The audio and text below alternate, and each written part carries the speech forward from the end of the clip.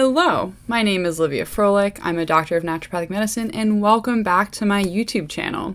So today we have our third installment of our ranking alternative medicine research for different common conditions.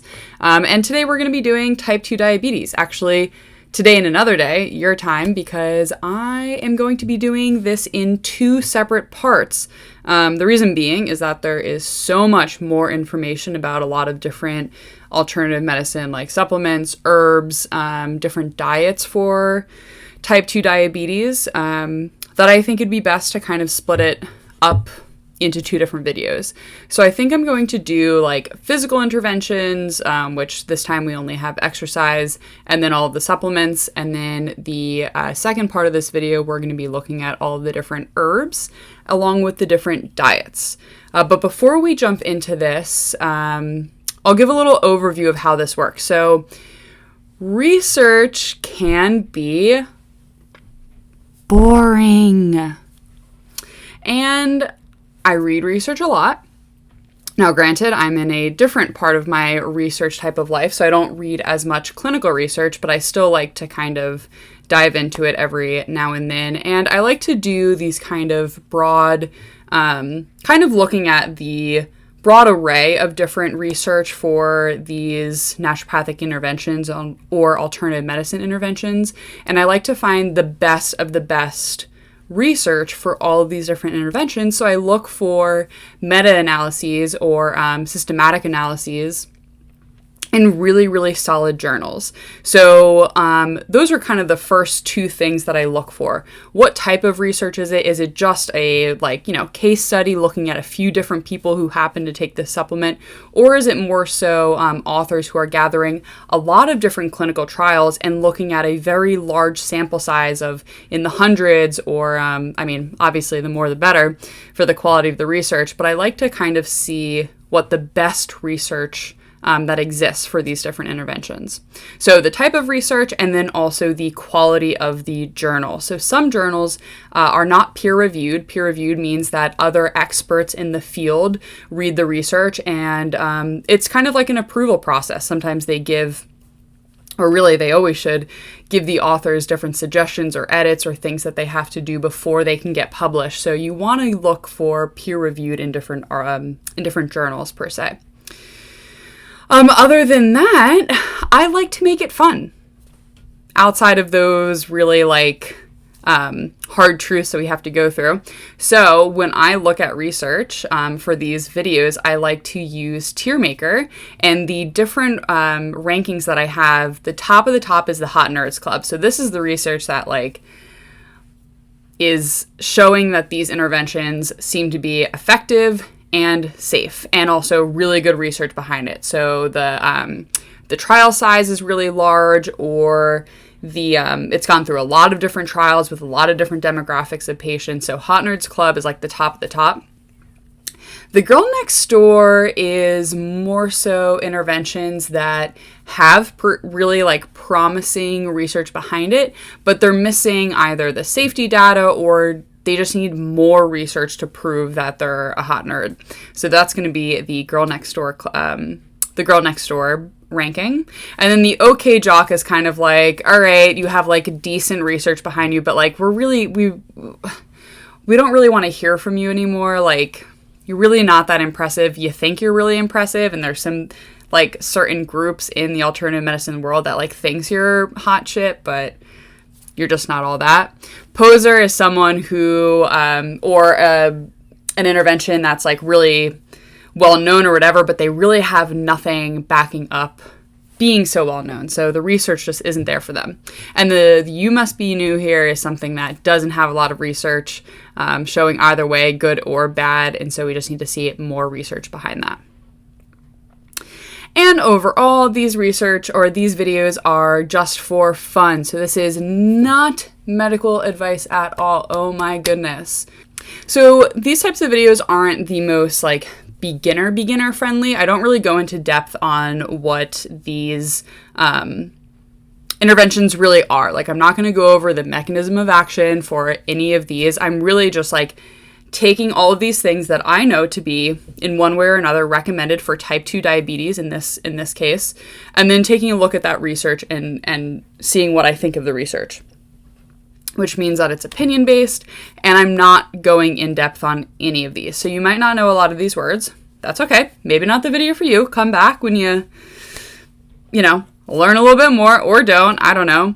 And if there's something that you're particularly interested in, like you have heard about vitamin D for type 2 diabetes, maybe you can just go to that part of the video. But yeah, other than that, let's get into this. So this is going to be part 1 of ranking alternative research for type 2 diabetes.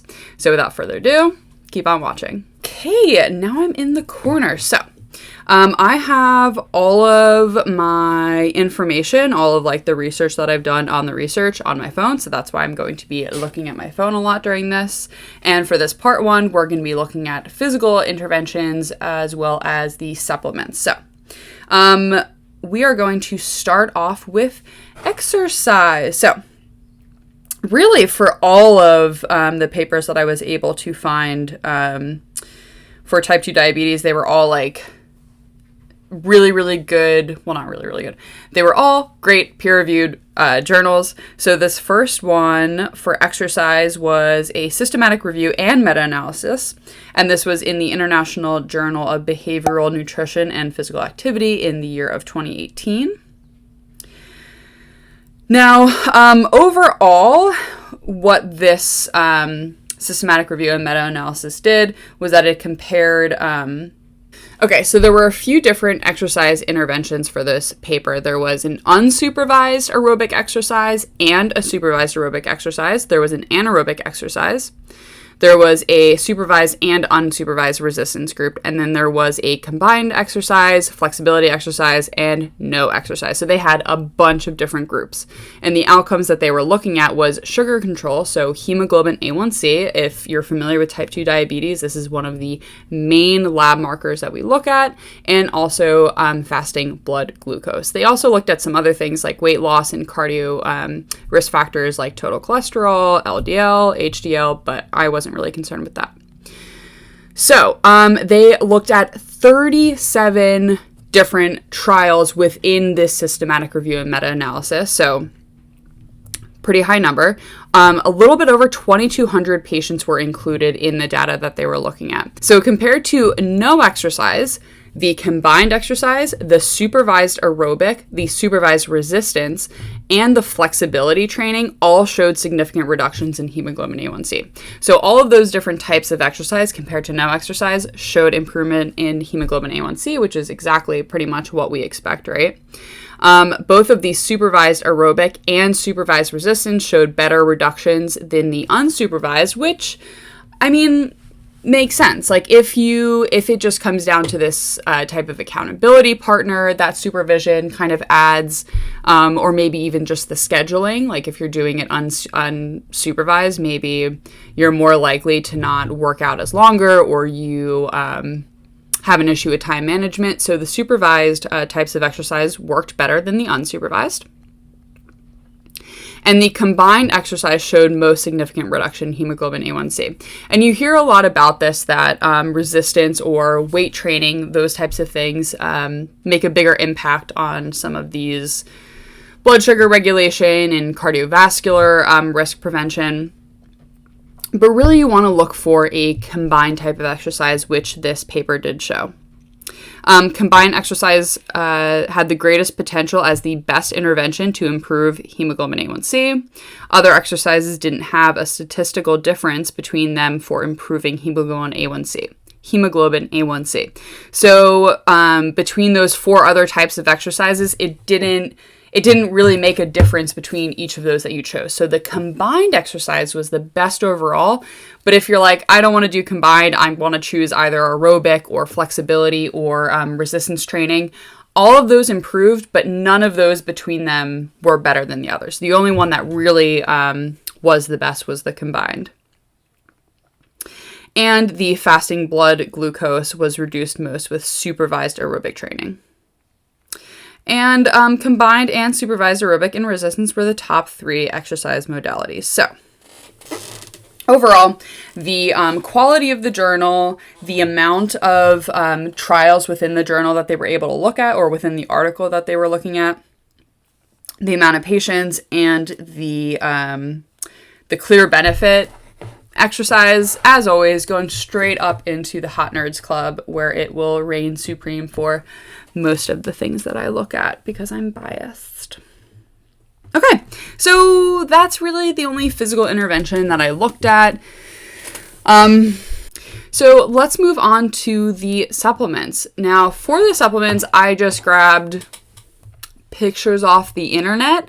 I am not saying that any of these vitamin brands are the ones that you should be taking. I hold no stake in any of them. I hold no stake in any of the doses that are on these. I'm not recommending any of these supplements for you. I am just using the picture with the words on them. So for magnesium, we're going to look at first. So this was a systematic review and meta-analysis, and this was out of the European Journal of Clinical Nutrition, which is peer-reviewed, and this was from 2016. So overall, they had 16 different trials, which is decent. 10 of those were people with type 2 diabetes, and then 6 they had for patients who were high risk for type 2 diabetes, so we weren't necessarily looking directly at those patients. There was a heterogeneity of the type of magnesium used, which means that for a lot of these different vitamins, like we'll see it with chromium has this a lot, like chromium picolinate versus other types of chromium. A lot of times these vitamins are paired with different, or like there's different forms of these vitamins. So across these different trials that they looked at for magnesium, they saw that there were different types of magnesium used. So whether that be magnesium citrate or magnesium malate, they're saying that all of these trials kind of used a different thing. So that kind of takes away from how strong the evidence is going to be. Most studies reported blood magnesium levels through reported urinary levels as well, to reported red blood cell level. And for the amount of patients, for the numbers between the treatment groups and the placebo groups, 226 participants were treated with magnesium and 227 were treated with placebo. So the fasting plasma glucose was reduced in 254 type 2 diabetes patients. Hemoglobin A1C was not improved by magnesium, and magnesium was not able to improve the another marker, but we're not going to get into that. One study reported improved 2-hour oral glucose tolerance test with magnesium. There was no severe side effects, and the only thing reported was GI upset. So, looking at this, the fact that magnesium isn't able to improve hemoglobin A1C, to me, is not, a worthy thing to add on for an intervention for type 2 diabetes. And there weren't like a lot of patients within this, so I am pretty convinced of this evidence, and what I'm convinced of is that it's just really not that good. So magnesium is going to go right into poser. Okay, so let's look at chromium now. So there were 3 main papers that I looked at, and usually when this happens, I just kind of choose one and go with it because it either has the best or most solid evidence in either way, either showing that it's good or showing that it's bad. I just choose the best one. But for some reason, these 3, I kind of grouped them all. So these 3 were all systematic reviews and meta-analyses. One was done in 2013, another one in 2014, and one in 2015. All from great journals. So we had Journal of Pharmacy and Pharmaceutical Sciences, Journal of Clinical Pharmacy and Therapeutics, and also Nutrition Journal.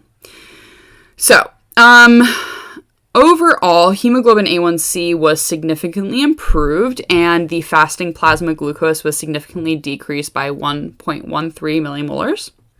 Another one of these systematic reviews and meta-analyses had 14 different trials that they were looking at. And this one was, this was one of the reasons why I kept this in here, was because it was looking at different forms of chromium. So this kind of goes back to what we were just talking about with magnesium, how there can be different forms. So this paper looked at different forms of chromium. So they reported or found that chromium chloride did not have a statistical significant effect on lowering fasting plasma glucose compared to placebo. They could not evaluate for hemoglobin A1C. Chromium picolinate did not lower A1C or fasting plasma glucose, and the yeast did not lower. So there's a form of chromium in yeast. It did not lower A1C or fasting plasma glucose. Brewer's yeast did not lower A1C, but demonstrates statistically significant decrease in fasting plasma glucose compared to placebo. So maybe a little bit of evidence for like the brewer's yeast, but not very strong. And then the last one of these had only 7 different trials that they were looking at, and they were looking at trivalent chromium versus placebo, and it did not change hemoglobin A1C, but it significantly reduced fasting blood glucose in 3 of the trials out of 6 included. So I kind of ran through all of that. There's a good amount of research, and I think that people keep using chromium for type 2 diabetes because people know of it for that. But honestly, like looking at all of the research, it's going to be our first okay jock. Just because you got a lot of research and you're trying to prove that you're really good at what you do, but I'm just not convinced. Sorry. Okay, so let's look at vitamin B1, which is also known as thiamine.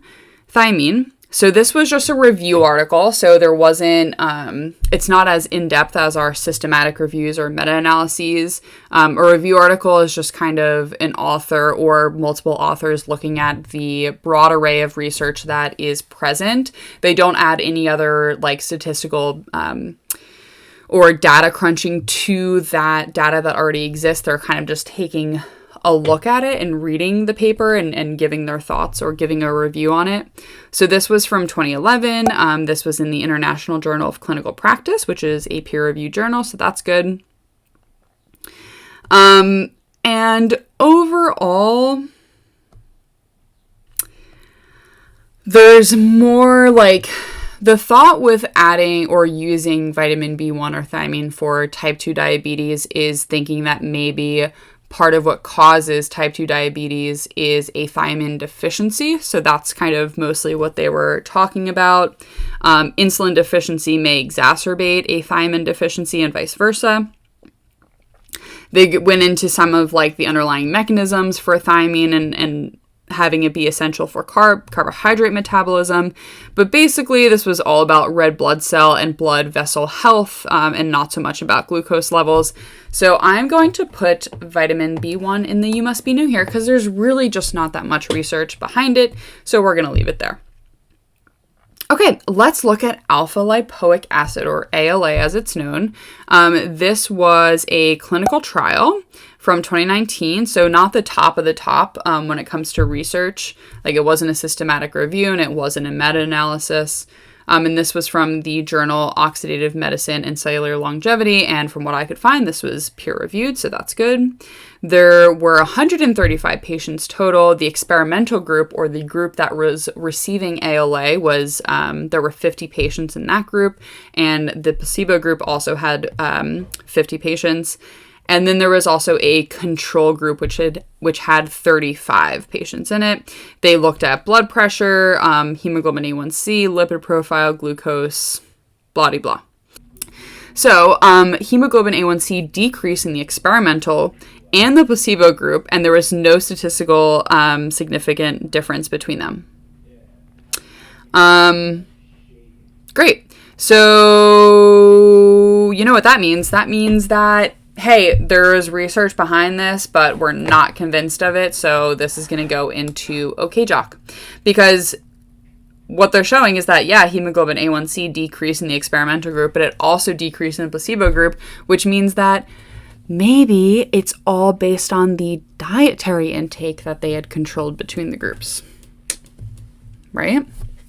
Perhaps. Okay. Also, side note, ALA is known to be beneficial. I haven't dug into that, but specifically for certain symptoms that can come with type 2 diabetes, but not necessarily actually helping type 2 diabetes when it comes to blood glucose control. So I'm not looking at ALA for like the neuropathy or the nephropathy that can come down the line. This was just looking at the supplement ALA for helping with some of these blood sugar regulation markers. Okay. Vitamin D. Vitamin D always shows her little head when it comes to these research videos. So I found a systematic review and meta-analysis in the 2018 journal Nutrients, so great journal, peer-reviewed. The outcomes that they were actually looking at serum vitamin D levels, which makes sense, fasting blood glucose, hemoglobin A1C, fasting insulin. They had an N of 20, which means within this systematic review and meta-analysis, they took 20 different trials. And this involved 2,700 participants. So this is a high number of participants. And they found no difference in fasting blood glucose between the intervention and the control groups, and no difference in hemoglobin A1C between the intervention and control groups. So, we all know what that means. Vitamin D, you're a poser. Because you're known for all this stuff, but you really got nothing to back it up. So, vitamin D, you're a big old poser. Let's look at selenium next. So this is a systematic review in, again, the 2018 journal Nutrients, and this is peer-reviewed. So there's no actual data on selenium in type 2 diabetes. It's all extrapolated from other studies, and they did find a statistical significant increase in incidence of type 2 diabetes among those who received selenium compared to placebo, which is like the opposite of what we're looking for. So since there's no information behind it, but also would not recommend, based on the information that's here, it's going to go right into you must be new here, because there's just really no research for us to judge it on. Okay, let's look at taurine. So taurine, what I could find was a double-blind randomized control trial. So this is not a systematic review or a meta-analysis. This was just a single trial. And this is from 2020, our Lord and Savior. And this is in the journal Amino Acids, which is peer-reviewed. So they had 45 patients. We don't really need to know the information on the dosage. This was an 8-week trial, and it was looking at taurine versus placebo. They measured hemoglobin A1C and serum glucose. Love to see it. There were significant decreases in the mean serum levels of fasting blood sugar, so that's good. There was a decrease of 7.74% versus 2.02% increase in placebo. So fasting blood sugar increased in placebo versus the experimental taurine. So there was a difference. However, they did find that the level of change in hemoglobin A1C wasn't a statistically significant difference, and they didn't report on side effects. So it's like, I don't really know what to do with this information, because I'm not convinced that it's safe yet. And I'm not convinced that it's like super effective. So I'm going to go ahead and put taurine in the you must be new here group, because we just need more information behind it is where I stand now. So now let's look at resveratrol. So this is the compound that we think a lot for like grapes and wine. But now we're just looking at resveratrol in a supplement form. So this was a Cochrane database systematic review, which is like the creme de la creme. So this is from 2020. This is in the journal Cochrane database of systematic reviews. Good. So they looked at 3 different randomized controlled trials with a total of 50 patients. All 3 trials had low risk of bias. Great. When we talk about risk of bias, it means the authors are looking within the trials, like, was there a risk of bias in the type of blinding that they did, or how they reported their data. So it's great to see that all 3 of the trials had a low risk of bias. That's great. There were no adverse effects observed, and there were neutral effects on hemoglobin A1C, there were neutral effects on fasting plasma glucose, and neutral effects on insulin resistance. Overall, it was short duration of the trials, and the Cochrane author said that they're waiting for more evidence currently. But, okay. So we're going to put...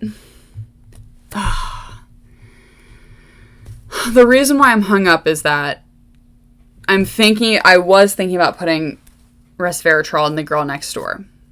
But there's so much, like, what they did find were neutral effects on all of these outcomes, and the trials they looked at were good, right? Like, well, they were small, though.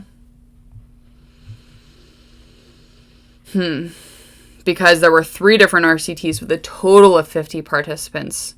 So I think that as much as, like, I think what I'm getting hung up on is because a lot of people talk about resveratrol for type 2 diabetes being beneficial. And so I expected there to be more strong evidence for it, but there really isn't. So I'm going to put it in You Must Be New here just because we need more information, But it is safe. That's the good thing. It is safe, right? There were no, based on this, there were no adverse effects observed. But yeah, we're going to put in You Must Be New here, and we're going to move on. And then for arginine, what I have written is, nah, that's all I have written. So I think what happened was this was just all I could find was a case cohort study from 2019. It was in the peer-reviewed article, Diabetes, Obesity, and Metabolism, but there just isn't, there's just no evidence really for it. So we're going to put it in You Must Be New here. And that's that. So that concludes our first part. I know that I absolutely ran through that. I've been a little bit out of practice for filming videos because I just finished up my spring semester for my PhD program. And I hope that regardless of me running through this, maybe it's good. Maybe it makes a shorter video for you. Everyone's freaking busy. I totally get it. But if you like this video, give it a like down below and also subscribe to my YouTube channel. I'm hoping to be doing more of these in the future and maybe mixing up the material that I do here. And there's going to be a part 2, so keep your eye out for that, and I'll see you next time. Bye.